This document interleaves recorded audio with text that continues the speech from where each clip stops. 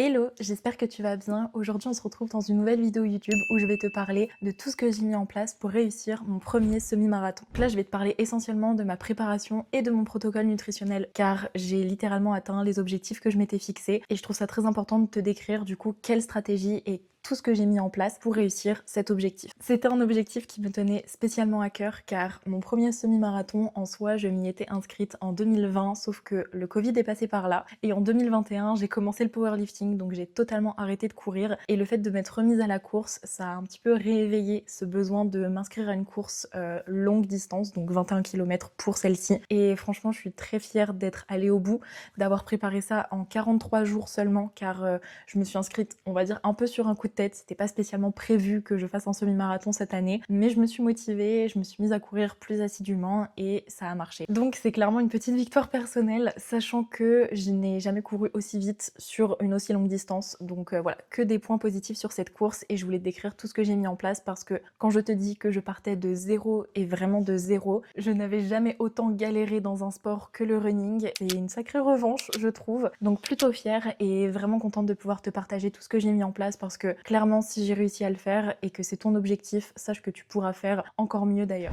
Bon, déjà, quelle course j'ai fait et quand est-ce que je me suis inscrite? Je me suis inscrite à cette course début mai pour une course du coup qui s'est produite le 5 juillet 2025. Donc j'ai eu 1 mois et demi pour me préparer à peu près. Sincèrement, c'est pas spécialement ce que je recommande. Après, je cours quand même de façon régulière depuis plus d'un an avec au moins un run par semaine. Pour le coup, ça n'a pas été un souci pour moi d'intensifier mes séances sans risquer de me blesser. Mais c'est vrai que pour n'importe quelle personne qui souhaite se fixer un objectif type course d'endurance, il faudrait selon moi au moins 2 mois grand minimum de préparation pour commencer justement à atteindre un certain niveau de progression et surtout éviter de se blesser avec l'augmentation de l'intensification des séances semaine après semaine. C'est vrai que le running c'est un sport un petit peu nouveau pour moi mais ça m'a pas du tout empêché d'être assez assidue et de me rendre compte de l'importance de la récupération, d'une bonne programmation. Ça c'est une autre question que j'ai reçue aussi, c'est par quel programme est-ce que j'ai été coachée pour ce semi-marathon? La réponse est que non, je ne me suis pas fait coacher pour le running et je pense que je me ferai jamais coacher pour le running car j'ai vraiment commencé ce sport pour 100% plaisir et 100% de liberté et j'ai pas envie de rendre des comptes à quelqu'un sur ça, sachant que je sais que je ne vise pas un haut niveau de performance non plus, simplement à m'amuser dans ce sport-là et dans cette pratique-là, mais pas plus. Et j'utilise par contre l'application Decathlon Keep Run. Si un jour je décide à avoir une Garmin, je passerai sur les programmes Garmin, je pense,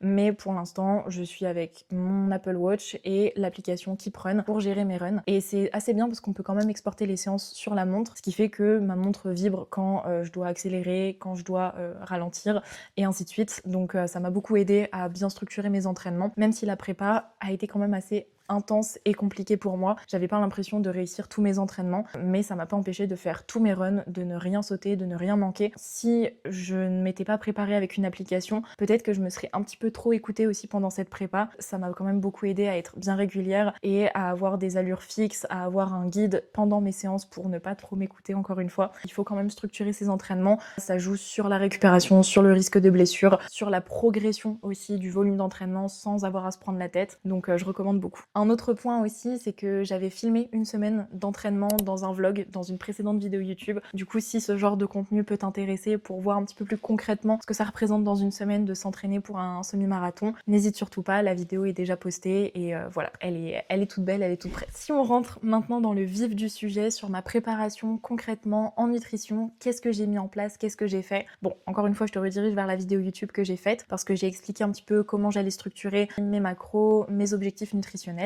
Mais concrètement, comment ça s'est passé, on va dire sur l'avant-course, sur pendant la course et après aussi, ou mes objectifs futurs. Donc déjà, mon game plan d'un point de vue nutritionnel avant la course, donc une semaine avant, ça a été de passer un petit peu plus en alimentation intuitive parce que ça faisait déjà 5 semaines que je calibrais tous mes repas, que je traquais mes calories et j'avoue que à l'arrivée de la course, je commençais un petit peu à stresser et ça se répercutait du coup aussi sur mes pensées via mon alimentation. Je suis passée par plusieurs phases de troubles du comportement alimentaire il y a quelques quelques années et pour moi, dès qu'il y a des premiers signes de stress liés à l'alimentation ou de la gestion des repas ou de se sentir un petit peu enfermé ou dans quelque chose de trop rigide, je sonne, on va dire, la petite cloche tout de suite et je m'octroie plus d'air. Je sentais que j'étais un petit peu plus sensible aux chiffres et j'avais pas envie d'être au gramme près, à la calorie près sur cette fin de préparation. Donc je suis passée en alimentation intuitive à la fin en gardant la même base, la même structure, le même choix d'aliments que j'avais appliqué sur les 5 semaines précédentes. Et ça, c'est aussi intéressant de traquer ses calories pour ça, c'est que ça nous permet de devenir plus autonome, d'avoir une meilleure conscience de ce qu'on mange, de ce qu'on fait avec sa nutrition. Du coup, moi j'avais un petit peu toutes les cartes en main et de manière générale, vu que c'est mon métier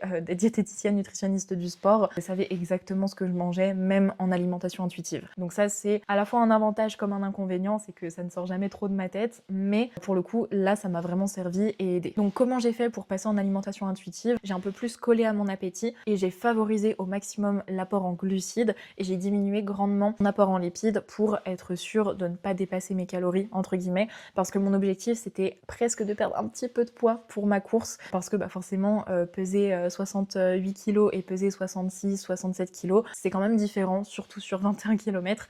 J'ai réussi à me stabiliser aux alentours des 67 sans le moindre souci et sur plusieurs semaines d'affilée, stabilisée à 67. J'étais très très bien, je me sentais en forme et surtout ça montrait bien que voilà, il n'y avait aucune restriction, que je mangeais par rapport à mes besoins. Du coup, ça c'était aussi rassurant et que je pouvais me faire confiance par rapport à ça aussi. Si toi de ton côté tu n'es pas encore à l'aise avec tes sensations alimentaires, avec ton rapport au corps, avec ton rapport à l'alimentation, je peux te recommander aussi de déléguer tout ça forcément à quelqu'un de confiance. Manger assez, c'est très très important quand on prépare une échéance sportive. Si jamais c'est trop lourd à porter ou que tu sens que ça te prend trop la tête ou que ça a trop d'impact dans ton quotidien, ça pour moi c'est primordial. Donc voilà, il y a un petit peu de cas de figure. Soit on utilise les outils de façon positive en essayant d'avoir un mindset beaucoup plus poussé vers la performance, vers le bien-être. Sinon, si c'est trop compliqué, qu'on n'arrive pas à gérer ça tout seul, de déléguer ça au maximum, un peu comme le sport, hein. Moi j'ai délégué la partie organisation de ma programmation via une application parce que je savais que si je commençais à tout calculer moi-même sur mes entraînements, j'allais pas être aussi efficace et ça allait plus me prendre la tête qu'autre chose. Donc là, l'alimentation intuitive sur à peu près une semaine avec la réduction de mes lipides et l'augmentation de mes glucides, je l'ai fait jusqu'à 2 jours avant la course et 2 jours avant la course, j'ai encore plus augmenté les glucides. J'avais acheté une espèce de boîte de pâtes de fruits et j'étais en mode ok, là j'ai une semaine du coup pour la terminer, pour être sûre d'avoir beaucoup de glucides et c'est vrai que les 2 jours avant la course, c'est là où j'en ai le plus mangé. J'ai réussi à trouver mon équilibre et je savais que c'était temporaire et que ça allait m'aider à bien performer et en soi c'est ce qui comptait le plus pour moi à ce moment-là. Mais tout ça pour dire que j'ai quand même augmenté encore plus mes glucides 2 jours à peu près avant la course et la veille de ma course, avant d'aller me coucher, j'avais mangé des pâtes, des œufs, pas de fruits, pas de légumes pour être sûre que d'un point de vue digestion, j'étais bien. J'ai ensuite consommé des pâtes de fruits du coup jusqu'à une sorte de satiété un petit peu plus élevée quand même pour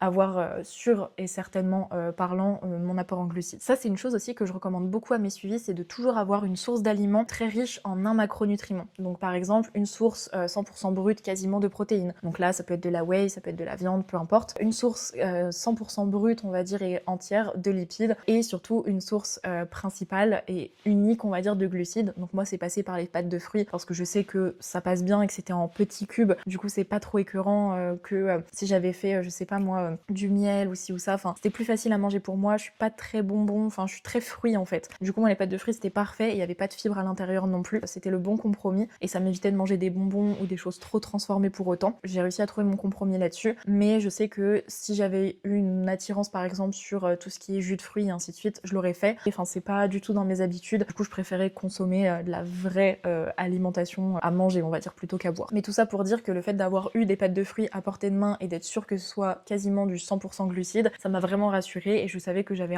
juste à en consommer pour avoir mes apports en glucides et j'avais pas à me prendre la tête sur tous mes autres repas pour autant. J'ai simplifié la vie par rapport à ça. C'est peut-être pas la meilleure source de glucides à proprement parler parce que ça reste du sucre pur et dur, mais je sais que je le digérais bien, que je le tolérais bien, que ça me m'écœurait pas, en tout cas jusqu'à un certain stade. Donc c'est le plus important de faire quelque chose qui nous convienne à nous, même si d'un point de vue nutrition et micronutriments, macronutriments, c'est pas parfait, en soi c'est pas grave tant que ça nous convient et qu'on sait que c'est fait pour les bonnes raisons. Un autre point que je n'ai absolument pas négligé 2 jours avant ma course et encore plus la veille de la course, c'est mon hydratation. Ça je sais qu'on n'en parle pas assez et c'est important de se rendre compte que l'hydratation ça fait tout. Vraiment ça fait tout, je le vois bien quand je commence un run et que je suis déshydratée et quand je commence un run et que je ne le suis pas. Donc ça si j'ai un conseil à donner c'est vraiment de boire grand minimum 3 litres d'eau 2 jours avant et 1 jour avant la course parce parce que c'est ce qui va permettre vraiment déjà une bonne récupération et surtout une bonne performance aussi le jour J. Et moi j'ai vraiment vu la différence et comment je m'hydrate, soit avec de l'eau pétillante enrichie en sodium, potassium et ainsi de suite, soit en eau classique pour boire assez. Et sinon ce que je peux faire également, c'est ajouter des électrolytes dans mon eau tout au long du coup des 2 derniers jours avant la compétition, enfin avant la course. Donc si je récapitule, une semaine avant, je passe en alimentation intuitive en gardant les mêmes habitudes que j'ai mis en place durant toute ma préparation. Juste j'augmente encore plus les glucides 2 jours avant et 1 jour avant encore plus. Au niveau de l'hydratation, pareil, je fais en sorte de bien boire sur toute ma préparation, mais j'augmente encore plus 2 jours avant le jour J pour être sûre d'être bien hydratée, de ne pas risquer une baisse de performance liée à une déshydratation, parce que ça joue énormément, parce que l'hydratation, c'est ce qui peut déterminer aussi ton état de forme. Du coup, ne la néglige pas, j'insiste tellement là-dessus, mais je l'ai tellement vu, que ce soit dans mes anciennes prises en charge, quand j'avais des suivis, enfin quand j'ai des suivis de powerlifter en compétition, c'est vraiment ce qui fait des fois toute la différence sur un état de forme à l'instant T.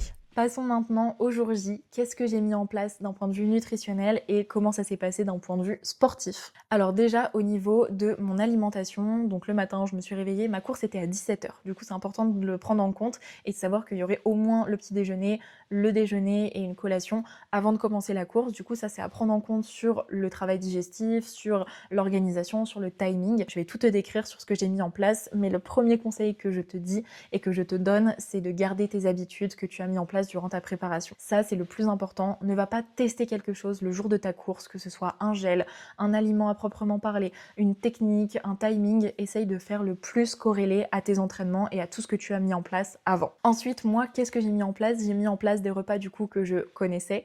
Donc le matin, j'avais ma compote pomme châtaigne qui est très riche en glucides et mon skyr que je sais que je digère bien. Ça, il n'y a aucun problème par rapport au lactose ou quoi. Moi, de mon côté, c'est ok. J'ai pris mes compléments alimentaires. Enfin, j'ai fait tout comme d'habitude, comme si c'était un matin normal. Vraiment pas plus simple que ça. Et pour le midi, qu'est-ce que j'ai fait? J'ai fait un repas qui me rassurait aussi. Donc je suis allée chercher mon petit pain, j'ai fait un petit sandwich avec du jambon dedans, un tout petit peu de beurre pour ne pas avoir trop de lipides mais quand même en avoir un petit peu pour que ça me tienne au ventre, parce que ma course est quand même à 17h et fallait que je mange vers midi à peu près, parce qu'après on prenait la route. Et j'ai rajouté une petite tranche de lard d'ameur léger.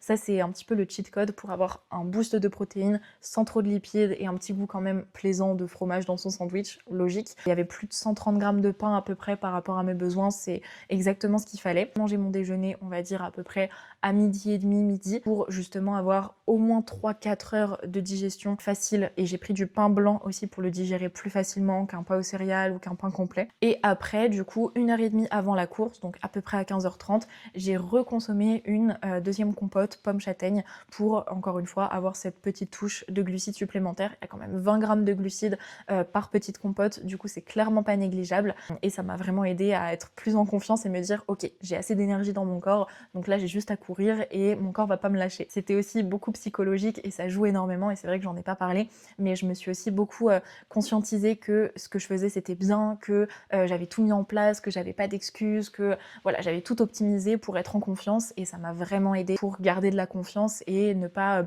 se retrouver trop stressée aussi au moment venu. Un autre point que j'ai appliqué dès le matin au niveau du jour J, c'est mon hydratation.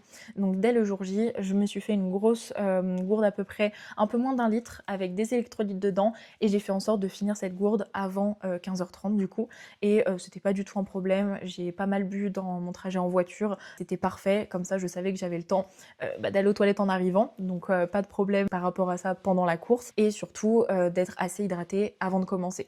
Donc franchement c'était parfait, c'était pile la bonne dose, parce que j'ai pas eu envie de faire pipi pendant ma course. Je pense que j'étais vraiment pile bien, que j'avais bien géré le truc. D'un point de vue digestion autre, disons que je n'ai eu aucun problème. Vraiment, j'avais quand même cette petite crainte là de me retrouver fort dépourvue pendant la course, mais pour le coup, rien du tout. Tout s'est extrêmement bien passé. Le fait d'avoir limité fruits et légumes 2 jours avant du coup, ou de consommer que des fruits et légumes que je connaissais, pas de soucis là-dessus. J'ai bien géré les quantités, j'étais pas ballonnée, enfin vraiment idéal, parfait, j'étais ravie, rassurée. Je sais comment me gérer du coup d'un point de vue digestion pour mes futures courses, donc trop contente. Et c'est pas un sujet si anodin, parce qu'il y a quand même environ 20% des personnes qui abandonnent sur une course où c'est lié à un trouble digestif, voire même peut-être 40%. Je ne sais plus, j'ai pas envie de dire n'importe quoi, mais je sais que les troubles digestifs sont une grande raison des causes d'abandon des courses, tout sur des marathons ou sur des plus longues distances. Donc il faut vraiment faire attention à ça. Et c'est clairement non négligeable de faire attention à son apport en fibres, à son hydratation, à sa tolérance digestive aussi durant toute sa préparation parce que ça s'anticipe et ça se travaille. On en a fait un épisode de podcast qui s'appelle le Gut Training. Pareil, je mettrai le lien en description si jamais c'est un sujet qui t'intéresse. Et maintenant, qu'est-ce que j'ai appliqué pendant ma course au niveau de mon hydratation et de ma nutrition? Pour la faire très simple, j'ai pas trop anticipé pour le coup quand est-ce que j'allais boire, quand est-ce que j'allais manger. J'ai vraiment fait avec mes ressentis personnels. J'ai écouté mon corps et mon corps m'a tellement bien guidée, m'a tellement envoyé les bons messages que j'ai su parfaitement bien gérer ma nutrition et mon hydratation pendant la course. Bon, déjà j'avais tout avec moi, j'avais mon gilet d'hydratation, j'avais à peu près 1 litre d'eau sur moi, une gourde avec électrolytes et un petit peu de glucides dedans et une gourde d'eau. Et j'avais 2 pâtes de fruits et un gel avec 30 grammes de glucides à l'intérieur. Et ça m'a vraiment permis justement de me dire ok, bah même si j'ai un petit coup de mou, j'ai de quoi avec moi, même si j'ai soif, j'ai tout ce qu'il me faut et je vais pas perdre de temps non plus au ravitaillement et risquer de consommer quelque chose potentiellement que je ne digère pas ou que je ne tolère pas. Donc déjà pour l'hydratation, à partir de 25 minutes de run, j'ai commencé à boire des petites gorgées par-ci par-là et après dès que ma montre faisait une petite vibration tous les kilomètres, j'essayais au minimum de boire à ces moments-là si je n'avais pas bu entre temps pour être sûre de boire à peu près toutes les 5-6 minutes. C'était parfait. Et maintenant sur la nutrition pendant la course, qu'est-ce que j'ai fait? À partir du 10e kilomètre, je suis un petit peu sortie mentalement de ma course dans le sens où je voyais que j'avais battu mon record aux 10 km, que j'allais plus vite que prévu. Enfin voilà, je vais en reparler juste après. Mais vu que j'avais dépassé ce stade-là de vraiment optimiser mon début de course, j'étais en mode waouh, trop bien, c'est génial. Et en fait, je suis un petit peu sortie mentalement de ma course et c'est à partir de ce moment-là où j'ai ressenti les premiers effets de fatigue à proprement parler. Et c'est là où je me suis dit, ok, commence à te nourrir parce que ça fait déjà 1 heure non-stop que tu cours. Quand même, d'habitude, c'est plutôt à partir de 30-45 minutes de run qu'il faut commencer à s'alimenter sur une longue distance. Mais là, bon, encore une fois, j'ai écouté mon corps et c'est vrai que j'étais tellement focus sur la première partie de course que j'ai pas vu le temps passer et j'étais à fond. Vraiment, il n'y a pas d'autre mot, j'étais à fond. Arrive le 10e, 11e kilomètre et là, je consomme ma première pâte de fruits. Donc c'était vraiment un petit cube comme ça, donc je pense au maximum, il y a 10 grammes de glucides à l'intérieur. Et franchement, j'ai ressenti l'effet de cette pâte de fruits. Et c'est vrai que j'ai repensé du coup après à ça, après la course, c'est que si un petit cube comme ça de sucre arrive à me faire tenir encore 15 minutes en courant à fond, dans un effort on va dire intense, parce que j'étais quand même à 180 de BPM, je le précise, bah en fait je me rends compte à quel point l'alimentation est dense en énergie, que le sucre c'est vraiment de l'énergie pure et dure. Et en fait ça m'a fait conscientiser aussi tout ce que j'ai mangé, notamment avant ma course. Je disais que j'avais mangé la veille pas mal de pâtes de fruits ou autre, et en fait me dire que j'en ai mangé peut-être, je sais pas moi, une petite dizaine, je ne sais plus, et que pendant la course en manger juste une, ça me donnait X énergie. En fait, j'ai conscientisé toute l'énergie que j'avais apportée à mon corps pendant la préparation, pendant la veille aussi, dans mes repas. Et en fait, là, je me suis vraiment rendu compte de l'importance de la nutrition et de ce que ça a apporté concrètement en termes d'énergie. Je le savais en soi, que les glucides, c'est la première source d'énergie, de carburant du corps, je le sais tout ça, je le lis depuis des années, je le dis à mes suivis, mais en fait, le conscientiser concrètement et le ressentir pendant une course, ça m'a fait un petit électrochoc en mode ah ouais, ok, donc une pâte de fruits, en fait, tu tiens encore 10-15 minutes de course à fond. Là, je vais plus voir l'alimentation pareil. Enfin, moi, en tout cas, ça m'a fait un peu tilt. Après, peut-être des formations professionnelles pour le coup, mais très très intéressant de voir l'impact qu'a un petit bout de sucre, on va dire, sur l'énergie pendant une course. J'ai consommé ma deuxième pâte de fruits que j'avais sur moi au niveau du 13e kilomètre, quand j'ai ressenti une petite baisse d'énergie et que je voulais surtout anticiper le reste de la course, parce que à 13 km, je sais qu'il me reste encore 8 bornes, et au moindre signe de fatigue, je me suis dit mange, comme ça t'as aucune excuse. Mais je voulais pas trop manger non plus parce que au maximum au niveau de ma tolérance digestive que j'avais mis en place, c'était un gel sur une course de 16 km. Je savais qu'il fallait pas trop que je consomme non plus trop de glucides et trop d'alimentation parce que je ne savais pas comment j'allais y réagir au-dessus justement des à peu près 30 grammes de glucides sur 1 heure et demie à peu près. J'avais quand même ça en tête, donc j'ai pas fait n'importe quoi, mais ça m'a quand même permis d'écouter mon corps et de consommer au bon moment les bons aliments. Et arrive du coup le 15e, 16e kilomètre où je ressens un petit signe de fatigue, où je me dis ok, là il me reste à peu près 5 bornes, je fais du all-in, donc je commence à ouvrir mon gel et à consommer à peu près un quart de mon gel. Du coup ça fait à peu près 6-7 grammes de glucides je pense. Ça m'a vraiment aidé mentalement à me dire ok, là c'est la dernière fois que je me nourris avant le sprint final, on va dire, et ça m'a vraiment aidé mentalement en fait de consommer ce petit gel à ce moment-là. Déjà parce que ça commence à être un peu dur. Les 5 derniers kilomètres, j'avoue, ça tirait bien, et surtout c'était une distance que j'avais jamais couru avant, donc clairement pas négligeable non plus de le prendre en compte sur mon état de forme et ainsi de suite. Le fait d'avoir ouvert ce gel et de me dire ok, il est avec moi, il va me suivre jusqu'à la fin, et là limite c'est la dernière fois que j'en consomme, ça m'a vraiment rassurée de me dire ok, là c'est bientôt fini, tu donnes tout, t'avances et ton corps va suivre en gros. Et j'en ai reconsommé à peu près au niveau du 17e, 18e, pareil, un quart, donc au total j'ai pris un demi-gel, donc 15 grammes de glucides plus 2 pâtes de fruits sur toute ma course. Donc certains diront que c'est pas beaucoup, d'autres diront mais il n'y a pas besoin de tout ça pour un semi, en fonction des ressentis personnels. En tout cas en termes de besoins et de mes besoins, aussi par rapport à ce que j'avais consommé sur l'avant de ma journée, pour moi c'était parfaitement adapté et mon corps pareil me l'a bien fait ressentir, et c'était logique, c'était réfléchi aussi, parce que je suis pas allée à une tolérance digestive de glucides supérieure à ce que j'avais déjà testé, et ça a fonctionné en tout cas sur moi. Donc je t'ai clairement expliqué tout mon game plan sur l'avant-course et sur le jour J en termes de nutrition. Maintenant, comment s'est passée ma course à proprement parler, quels ont été mes ressentis personnels, comment s'est passée la gestion de mon effort, je vais t'en parler tout de suite dans la seconde partie de la vidéo. Bon, déjà tu n'es pas sans savoir que effectivement je pars vraiment du niveau 0 en course à pied, et que pendant toute ma prépa j'ai quand même un peu galéré. J'avais du mal à tenir mes fractionnés, j'avais du mal à tenir mes allures, les distances, je sentais que voilà, ça commençait à être dur quand même à encaisser les 40 km par semaine à courir. Pour le coup, j'ai jamais négligé un entraînement, j'y suis toujours allée, et je m'entraînais 4 fois par semaine. Donc au début, je mélangeais avec de la musculation, et les 2 dernières semaines pré jour de course, c'était clairement pas possible pour moi de réintégrer de la muscu. Déjà en termes de fatigue au niveau des jambes, je me sentais pas de faire une séance jambes lourde avec ma prépa à semi, et le haut du corps en fait je ne voyais pas l'intérêt, et surtout je manquais de temps. Voilà, j'ai eu pas mal de travail ces derniers temps. Je voulais quand même prioriser le run et pas passer ma vie à m'entraîner non plus sur toute ma semaine. J'ai fait des choix et j'ai arrêté la salle de sport 2 semaines avant ma course. C'était trop important pour moi d'être vraiment focus dans mes entraînements, parce que je savais que vu que j'avais pas un très bon niveau de base, que c'était ma préparation qui allait faire toute la différence. Et maintenant, pour te décrire ma course, on va dire kilomètre par kilomètre, sur mon état de forme, sur mes ressentis, sur ce que je pensais, sur comment j'ai vécu la chose, pour la faire très très simple, c'était incroyable. Déjà, gros coup de cœur sur l'ambiance d'une course, sur le mood, sur comment on se conditionne, comment je me sentais, comment j'ai abordé un petit peu la chose. Pour le coup, j'ai déjà fait, on va dire, 5-6 compétitions de powerlifting les années précédentes, et je ne me suis jamais sentie aussi bien le jour J que pendant mon semi-marathon d'un point de vue compétition sportive. Et je pense que le fait que j'ai aussi évolué mentalement parlant entre ma période où je faisais du power et là où j'ai commencé la course à pied, forcément ça doit jouer, hein. Il n'y a pas qu'une question de capacité physique, je pense, ou de préparation. C'est quand même à prendre en compte que là j'ai vraiment adoré.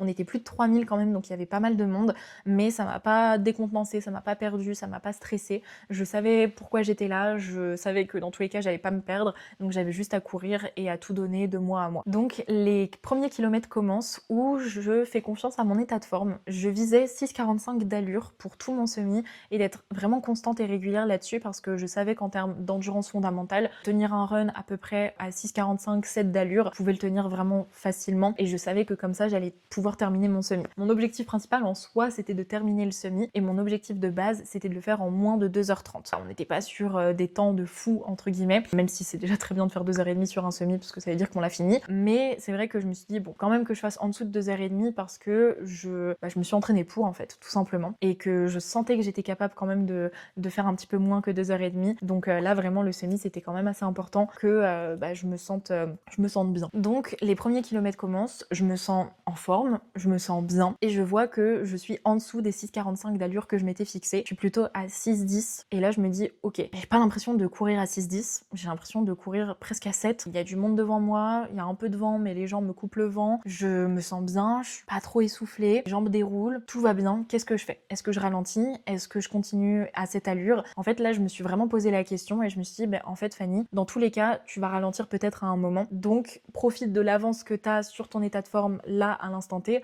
pour gagner on va dire quelques minutes sur les derniers kilomètres où ça va peut-être être un petit peu plus compliqué, où tu vas ralentir, ou ci ou ça en fonction du parcours aussi, peut-être qu'à un moment j'allais marcher. Enfin, mon objectif était vraiment de pas marcher du tout, mais j'avais quand même ça en tête sur je vais potentiellement ralentir à un moment, donc il faut que je gagne un petit peu de temps sur des moments où je me sens plus en forme, où tout va bien, où j'arrive à dérouler. Je me dis ok, maintiens l'allure, continue, dépasse les gens que tu dépasses, mets-toi derrière quelqu'un qui court à peu près à la même vitesse que toi, comme ça il te coupe souffles le vent et t'avances et tu t'accélères pas trop non plus. 1 km passe, 2 km passe, 3 km passe, 4 km. Puis je vois que je suis toujours à 6-10 et je me dis trop facile là, qu'est-ce qui se passe.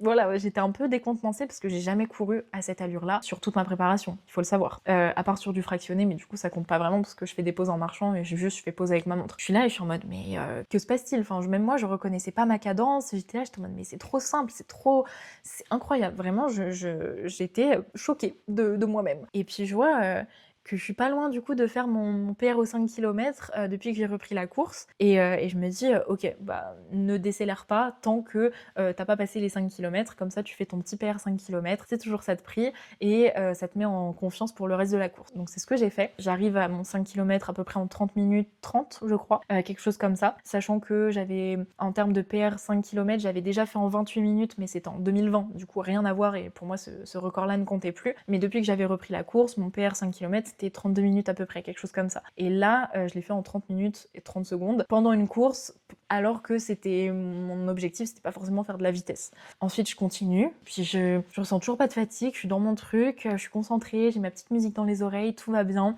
Le parcours est vraiment, vraiment sympa, et en gros, le parcours, c'était 2 boucles de à peu près 10 km. Du coup, je me dis, ok, bah, première boucle, tu vas à fond, tu t'expérimentes un petit peu le terrain, tu te fais porter par le début de la course. C'est ce qui se passe, je n'arrive pas à ralentir, et mon corps en fait va trop bien pour ralentir, donc je ne ralentis pas et franchement ça fonctionne vraiment et j'arrive du coup au 10e kilomètre avec 1h02, mais les 3-4-10 km que j'avais couru je les avais fait en 1h08, 1h08, 1h07, 1h06 je crois, et là 1h02, j'étais ravie, il n'y a pas d'autre mot, j'étais trop contente, j'étais très fière aussi parce que je me dis ok bah c'est pas pour rien aussi que j'ai fait toute cette préparation et franchement ça m'a fait tellement plaisir de voir que mes efforts payaient. Mais j'ai eu ce petit truc au bout du 10e kilomètre sur ok, donc là tu vas super vite par rapport à d'habitude, et est-ce que tu peux vraiment maintenir ça sur toute la course? Donc j'avais quand même cette petite appréhension de ok, il y a encore 11 bornes qui m'attendent quand même derrière. Et j'ai pas ralenti pour autant parce que je me sentais bien, vraiment je me sentais bien. Je commençais à m'alimenter du coup à partir du 10e,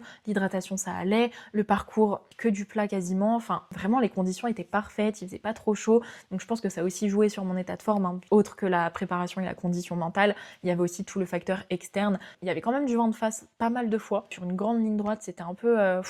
des fois c'était compliqué, parce que du coup on l'a subi 2 fois ce vent de face, mais franchement ça passait et ça m'a pas ralenti pour autant. D'ailleurs, étonnant, encore une fois. Vraiment je ne sais pas d'où j'ai sorti les 6-10, 6-17 d'allure sur tout mon semi-marathon, parce que sincèrement c'est des vitesses d'habitude que je tiens sur 2-3 km, hein, il faut le savoir. Et là j'ai fait 21 bornes à peu près à la même allure, et à cette allure là. Donc vraiment tout travail paye, il n'y a pas d'autre mot, parce que je me suis acharnée pendant ma prépa, j'ai pris ça au sérieux, j'ai fait attention à ma nutrition, à mon hydratation, enfin j'ai vraiment fait en sorte de faire comme si j'étais mon propre suivi en fait, tout simplement. Comme quoi, ça fonctionne. Donc incroyable, j'avais juste à poser le cerveau, à courir, à garder mon allure. C'est un petit peu ce qui s'est passé jusqu'au 15e kilomètre, et au 15-16e j'avoue, je commençais à ressentir les douleurs et j'avais perdu un petit peu ce côté-là d'adrénaline de la course, et surtout je me disais ok c'est les 5 derniers kilomètres, et moi dans ma tête quand j'avais anticipé ma course je m'étais dit aux 5 derniers kilomètres tu rattrapes potentiellement le retard que t'as et t'accélères. Les 5 km en fractionné ou en allure, je sais que je peux les tenir, je sais que mentalement parlant je vais pas lâcher, et même physiquement parlant je sais que j'aurais pas lâché. Et du coup je m'étais dit ça en mode les 5 derniers t'accélères, et tu vas aller chercher un vrai temps entre gros guillemets, hein, par rapport à ce que je visais. J'ai vraiment essayé d'accélérer sur les 5 derniers kilomètres et en fait impossible. En fait j'avais tellement 15 bornes dans les pattes de 6-17 d'allure à peu près en moyenne que là, aller chercher les 6 ou un peu en dessous, c'était vraiment pas possible. Comme si mon corps il était en mode déjà qu'on te fait un cadeau à courir plus vite que d'habitude, va pas pousser mémé dans les orties et accepte que tu cours pas encore à 5,55 sur 5 bornes. Donc j'ai accepté. Dans tous les cas, j'ai pas trop eu le choix. Et c'est vrai que j'ai pris mon mal en patience sur les 5 derniers kilomètres parce que vraiment c'était compliqué. Le mental commençait un petit peu à lâcher aussi. Il restait 2 kilomètres et là il y avait du coup mes parents qui étaient dans un coin. Et là je les vois en mode allez Fanny, et je les ai vus ultra en retard tellement j'étais focus dans mon truc, j'étais en souffrance, j'avoue, très concentrée et j'étais en mode ok tiens il en reste deux, que je regardais plus trop ce qui se passait autour de moi. Et là quand j'ai entendu les encouragements du coup de de mon papa notamment. J'avoue, ça m'a beaucoup aidé, hein. Donc comme quoi, des fois, c'est des petits trucs qui font la différence. Et on va dire mon avant-dernier kilomètre est passé quand même un peu plus vite grâce à ça. J'étais vraiment dans les émotions en mode putain, c'est fini, là je l'ai quasi fait, c'est pas le moment de lâcher, même si c'est dur. 2 km, c'est rien du tout. Allez, fonce, fonce, fonce, même si j'arrivais pas à accélérer. Note aussi que vers le 18e kilomètre, du coup, il en restait 3, j'ai essayé de marcher et en fait, mon corps n'était pas capable de marcher. J'ai senti mes jambes lourdes, je savais pas faire un pas sans marcher bizarrement. Enfin, je l'ai ressenti vraiment que je n'arrivais pas à marcher. Et par contre, courir toujours à mes 6,17 d'allure, aucun problème. Vraiment, je suis repartie comme une flèche, comme si je n'avais pas boité 5 secondes avant. Et franchement, je me suis dit, c'est quand même fou le corps humain, de quoi il est capable et surtout ce dont j'étais capable le jour J, parce que j'y croyais pas, sincèrement, j'y croyais pas. Et arrive du coup la fin de la course où je n'ai pas réussi à accélérer du coup vers les derniers kilomètres tellement j'étais, je pense, au bout quand même de ma limite, que ce soit d'un point de vue cardiaque, d'un point de vue mental, d'un point de vue distance aussi, parce que j'avais jamais couru plus de 16 km avant le semi-marathon. C'est quand même un sacré gap entre 16 et 21 et quelques. Mais franchement, j'arrive à la fin de ma course, je passe un petit peu le sas d'arrivée et je me dis waouh, ça y est, c'est fait. J'ai eu quand même des émotions pendant la course. Je pensais que j'allais fondre en larmes, que j'allais être trop contente et tout. En fait, j'étais un peu shootée. J'ai juste pris mon téléphone, j'ai envoyé en mode c'est bon, c'est fait. Mon père qui m'avait vu à l'arrivée m'avait dit que je l'avais fait en 2h16. Du coup, j'étais en mode j'ai fait 2h16, trop bien, nanani, nanana. Après, j'ai posé mon téléphone, j'ai posé mon cerveau. Je suis allée récupérer mon petit sac à la fin, mais on n'a pas eu de médaille. J'étais dévastée. Et en fait, je me suis assise par terre. Et là, j'ai un peu plus soufflé. J'ai conscientisé à quel point j'avais mal aux pieds et j'avais mal aux jambes. Et la course, vraiment, je l'ai tellement appréciée, je l'ai tellement savourée, mais c'est passé tellement vite en même temps. J'avais déjà envie de me dire, 1 heure après la course, en fait, mais c'est quand la prochaine? Qu'est-ce que je vais être capable de faire maintenant? Ok, là, je viens de lancer quelque chose et je vois ce dont je suis capable, en fait, en mode compétition. Moi, limite, ça m'a stimulée, en fait, d'être dans une course officielle, alors que je pensais que ça me stresserait ou que j'allais pas savourer le moment. Et en fait, ça a été tout le contraire. Si jamais tu hésites à faire une course, lance-toi, fais-la. Dans tous les cas, ce sera jamais du regret. Et toutes les endorphines que tu vas manger en fin de course, ça vaudra le coup. Vraiment, ça en vaudra la peine. J'ai tellement aimé que là, je cherche un nouveau dossard, sincèrement. Peut-être pas pour un semi, plutôt pour peut-être un 10 km pour tester ce format-là de course, voir un petit peu ce dont je suis capable et pas avoir une prépa aussi importante, parce que là, j'essaye quand même de reprendre un peu la salle de sport du coup. J'essaye de me trouver d'autres objectifs et de rediversifier ma pratique sportive. Mais en tout cas, c'était une préparation incroyable, une course incroyable.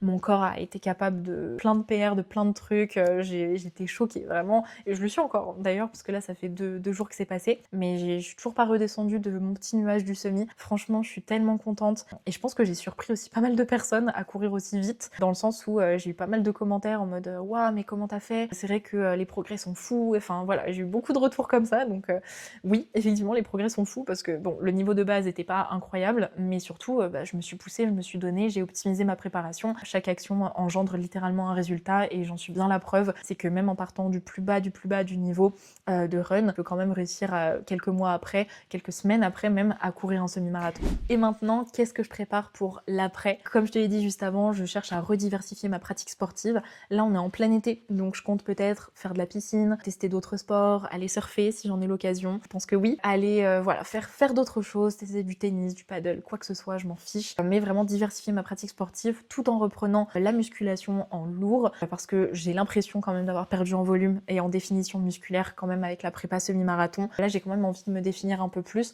sans forcément prendre de poids, parce que c'est pas ce qui va m'aider pour la course et je compte pas du tout arrêter la course à pied. Je compte garder 2 à 3 runs par semaine minimum, donc 2 runs minimum, 3 runs maximum, accessoirisés avec d'autres sports. Mais voilà, ça c'est la suite que je prépare. Et idéalement, j'aimerais bien refaire une course vers la rentrée ou un petit peu après d'un 10 km et en même temps me challenger cet été pour essayer d'améliorer ma vitesse, faire plus de fractionnés, aller chercher d'autres aspects de la pratique du run que la pure endurance fondamentale. Donc je vais me challenger un petit peu, je vais continuer à me faire confiance, à aller chercher la performance et m'amuser un petit peu. C'est ce qui me plaît, c'est ce qui me fait vraiment plaisir dans le sport en ce moment, c'est de voir à quel point je suis capable de faire des choses, de mettre en place une certaine routine, une certaine rigueur et de m'y tenir et d'apprécier aussi le processus et d'être patiente aussi dans celui-ci. Je pense que la suite va être pas mal, mais je vais pas me mettre la pression pour autant. Et ça, c'est une chose aussi qui a changé, c'est que quand je pratiquais du powerlifting, je me mettais beaucoup de pression. Et là, dans le run, que du plaisir, que des entraînements où j'ai envie d'y aller, ou même quand j'ai pas envie, en fait, je me sens tellement bien après et je me dis, même si t'as pas trop envie ou même si je fais pas toute ma séance, je me sentirais mieux quand même de l'avoir fait que de pas l'avoir fait. Mon corps se sent mieux, ma tête se sent mieux, donc il y a tellement d'effets positifs. Alors que le nombre de séances de powerlifting que j'ai terminées en me disant que je progresserai jamais, que j'y arriverai jamais, que tout le monde est plus fort que moi, en fait, dans le run, oui, je me compare quand même un peu parce que c'est vrai qu'il y en a qui font des sacrées dingueries quand même, mais c'est plus aussi malsain qu'avant, ou en tout cas, je l'accepte plus peut-être, je ne sais pas. Ça joue aussi beaucoup et c'est vrai que la comparaison des deux sports, donc un sport purement de force et un sport purement d'endurance, c'est assez fascinant les différences. Après, c'est pas pour autant que je mets une croix totale sur le powerlifting. Ça reste quand même, on va dire, ma passion de base, et ça, je l'ai dit il y a pas longtemps dans quelques réels quand j'ai sorti ma formation NutriPower, c'est que en fait, le powerlifting, c'est ce qui m'a porté, c'est ce qui m'a animée au niveau de la nutrition, c'est ce qui m'a permis de me lancer aussi en tant que diététicienne. Donc le powerlifting, ça reste un sport que j'aime plus que tout. J'aime tellement suivre des athlètes de power, j'aime tellement ça, suivre les progressions des gens, mais c'est vrai que moi, le pratiquer, je suis très frustrée souvent quand je fais du power, alors que dans le running, pas du tout. C'est pas pour autant que je ne veux pas faire de squat, de bench et de deadlift, donc je vais en réintégrer aussi dans ma programmation. Peut-être me fixer des petits challenges de performance aussi au courant de l'année. C'est pas impossible parce que j'aime bien me challenger et c'est ce qui m'anime aussi d'avoir un but quand même derrière. Dans tous les cas, je partagerai tout sur Instagram. C'est là où tu peux me retrouver majoritairement, principalement, si tu veux suivre toute mon évolution. Je partage tout, j'ai des stories à la une. Merci de me suivre si ça fait longtemps que tu me suis d'ailleurs. Merci de m'avoir soutenu pour le summit, si tu m'as envoyé un petit message, commenté mon réel, enfin peu importe. Mais voilà, j'apprécie beaucoup et c'est vrai que ça fait du bien parce que des fois j'ai un peu l'impression de jeter des bouteilles à la mer sur ma prépa running parce que je sais qu'il y a beaucoup de powerlifters qui me suivent. C'est jamais trop où me situer et savoir que là j'ai intéressé entre guillemets, c'est vrai que ça m'a toujours, ça fait toujours plaisir. Donc je vais continuer comme ça et peu importe ce que j'ai à te partager, sache que le but ça va être de t'apporter justement du positif, de la motivation, de la performance. Donc voilà, c'est clairement pas fini et je te remercie pour ton écoute, pour ton visionnage si tu es sur YouTube. On se dit à très bientôt pour une nouvelle vidéo, un nouveau podcast, de nouveaux contenus. Mais en tout cas, je suis jamais bien loin.